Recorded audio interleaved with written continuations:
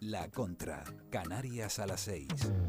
6:43 de la tarde en Canarias. Nuestra Contra de hoy la protagoniza Pedro Crespo, presidente del Sindicato de Enseñanza AMPE, aquí en Canarias. Pedro, muy buenas tardes, bienvenido. Hola, buenas tardes. Vamos a preguntarte, Pedro, ya lo sabes, por todos los asuntos que están de actualidad. Por seguir el hilo con nuestro anterior invitado, quería preguntarte por la vivienda en las islas. Tenemos hoy varios datos que se han publicado por el INE, el de compraventa de vivienda, que continúa aumentando esas transacciones en las islas, más de un 30%, y también hemos visto que las viviendas vacacionales aumentan en Canarias y superan ya las 40.000. ¿Cómo ves el mercado inmobiliario y la dificultad de acceder a la vivienda, sobre todo por parte de los jóvenes? Sí, bueno, la compraventa de viviendas en Canarias, bien dices, crece pues en torno a un 32,5%. En octubre, hasta alcanzar las 2.107 operaciones. Este es el dato que tenemos, el dato objetivo, ¿no? Canarias rebasa por primera vez 40.000 viviendas de alquiler vocacional, ¿no? Es decir, estamos hablando de que los números van increciendo de una forma pues considerable, ¿no? Uno de los mayores problemas que existe en Canarias evidentemente es el acceso a la vivienda, y eso es con carácter general. Apenas se ha construido vivienda pública, desde la crisis del 2008 es mínima la que se ha construido, y eso ha tenido evidentemente un efecto nefasto en el acceso a la vivienda por parte de las familias canarias, pero también a la hora de cubrir determinados servicios públicos, el profesorado, que es a quien representamos, los sanitarios también, tenemos grandes dificultades, especialmente en Islas No Capitalinas, cuando nos enfrentamos a un nombramiento, y no digamos ya cuando es en mitad del curso, donde pues se hace prácticamente imposible encontrar una vivienda, ¿no? Lo hablamos mucho, profesores que están destinados o que se les destina a Lanzarote, por ejemplo, a Recife, que se tienen que volver, tienen que rechazar esa plaza que les toca porque no consiguen alquilar una vivienda. Sí, es una realidad. AMPE ha propuesto en determinadas ocasiones a la propia consejería el uso de las residencias escolares con carácter muy provisional, porque como decía, cuando es un nombramiento de curso completo que llamamos, pues se buscan alternativas, pero cuando tienes un nombramiento de 15 días y los niños y niñas de Lanzarote tienen derecho a ese profesor, a esa profesora, pues claro, nos vemos con esa dificultad. El alquiler también vacacional ahora mismo tiene también otra realidad, que es la llegada de nómadas digitales. Esto es otra realidad que tenemos y que tiene un poder adquisitivo en muchas ocasiones que pues permite el acceder a esa vivienda. Dificulta esto aún más a una familia canaria poder adquirir una vivienda o alquilarla a unos precios asequibles, ¿no? La compra de viviendas aumenta, pero no olvidemos que gran parte de esas compras las hacen extranjeros y no canarios. Esa es también la realidad, y bueno, tenemos que partir de que esta es la situación que tenemos, ¿no? Es cierto, porque a veces cuando hablamos de vivienda, cuando preguntamos a los responsables, a los expertos, siempre nos dicen hay que crear más vivienda pública para las familias más vulnerables, pero estamos hablando de personas como tú, como yo, que tratamos de acceder a una vivienda en alquiler, de un profesor que se destina en Lanzarote, en Fuerteventura, y que no puede acceder a una vivienda porque directamente no hay, no la puede alquilar, y si la quiere alquilar tiene que ser una vacacional, que los precios se van por las nubes, sería superior al sueldo que cobre. Sí, evidentemente hay que intentar buscar alternativas, ¿no? Es decir, el gobierno está ahí, la obligación de ser imaginativos en este caso les corresponde a ellos, y en la parte que nos toca, evidentemente somos especialistas en lo que afecta al sector educativo, en este caso al profesorado, y nosotros pues ponemos también un sistema de alquiler entre docentes, ofertándolo, pero también se hace dificultoso, ¿no? Y tampoco entendemos que tenga que ser un sindicato, ¿verdad?, el que realice esta función, pero bueno, lo hacemos, ponemos en contacto a docentes pues que en determinadas zonas más vacacionales, entre comillas, los sures de las islas capitalinas y determinadas islas no capitalinas, y que tienen vivienda que la utilizan en vacaciones, pues intentar pues compatibilizar esa situación y poder alquilarla a otros docentes en el periodo lectivo. Pero claro, esto es una gotita que no ayuda, y evidentemente, como decía también antes, especialmente para cuando son de curso completo, cuando son de nombramientos de 15 días, que además después se puede prorrogar porque sigue la baja o no, y Es muy complejo. Complicado.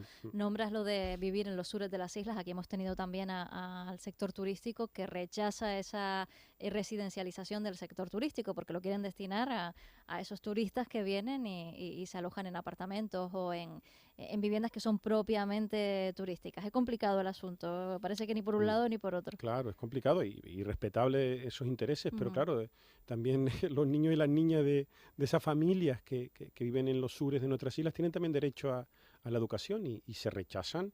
Tú hacías alusión en Lanzarote, Fuerteventura, en El Hierro, también nos consta decir, y que se rechazan nombramientos, decir, mira, es que yo voy, pero es que entro. Es decir, y no me compensa, y lo que encuentro es que no me compensa, es que prácticamente el sueldo se me va, y bueno, por ahí se hace evidentemente la dificultad. Pedro, vamos a cambiar de asunto. Esta semana ha sido intensa en el Parlamento de Canarias. Se han aprobado varias leyes, entre ellas la de renta ciudadana y también la de cambio climático. ¿Qué opinas al respecto? Sí, bueno, se trata de una ley importantísima para el futuro de Canarias, eso estamos totalmente convencidos. El cambio climático es una realidad, no es algo que se hable, ¿verdad?, por quedar bien y porque esté de moda, ¿no? Y tenemos que poner todo lo que esté de nuestra parte para mitigar sus efectos. Tenemos compromisos, evidentemente, con las próximas generaciones que no debemos ignorar. Para ello tiene que haber un consenso por parte de los grupos políticos, si no es absolutamente imposible y parece, por desgracia, que en esta ocasión pues también se dificulta. Se ponen por delante, como estamos muy acostumbrados en educación a vivirlo, los intereses políticos, las luchas y el poder destacar de uno frente a otro, frente a lo que de verdad debería ser el objetivo, que es pues gobernar de una forma adecuada. En los asuntos trascendentales tenemos que intentar que se ponga por delante como sociedad, que hemos tener pues esa altura de miras. Es que estamos convencidos de que tiene que ir en esa línea y dejar atrás pues estas, como decía, disputas políticas que por desgracia en educación, estamos muy acostumbrados, especialmente a nivel nacional. Hablando de medio ambiente y de paisaje, te queríamos preguntar también por el proyecto Dreamland, esta ciudad del cine que se ha aprobado una declaración de interés insular en el Cabildo de Fuerteventura.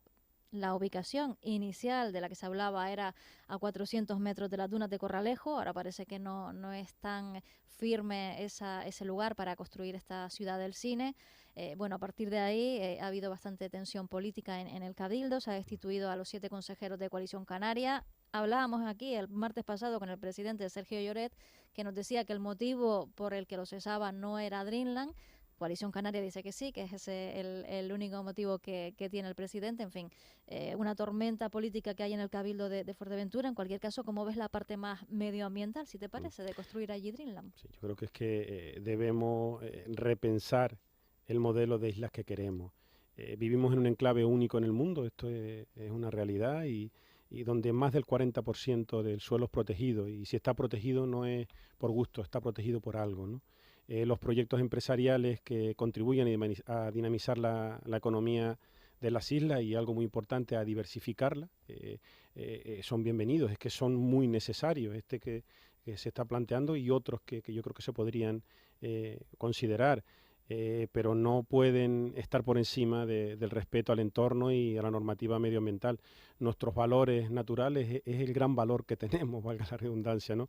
Son nuestros principales activos, es evidente, y hay que ser especialmente cuidadosos en su protección. Esa marcha atrás o esa modificación, vamos a decirlo así, del enclave que estaba previsto, entendemos que la solución es una muy buena oportunidad y nosotros lo valoramos muy positivamente, pero claro, no dañando un enclave, es que eso parece obvio, ¿no?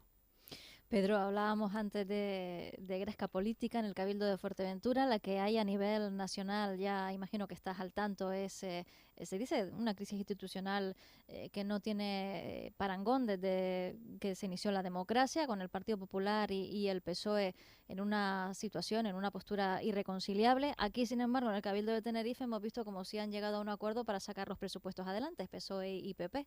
¿Cómo lo ves?